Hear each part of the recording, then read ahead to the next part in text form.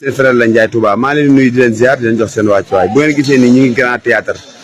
di waajal bisu la 14 bi nga xam ne moom la ñu fas yéenee sargal président Ousmane Sonko fii ci nu nga ko wax sax fii ci grand théâtre lañ nekk kon na ngeen xam ne bis bu màgg la bu patriote yëpp di waaj ñu ngi nii saal baa ngi nii gis ngeen ko kon sargal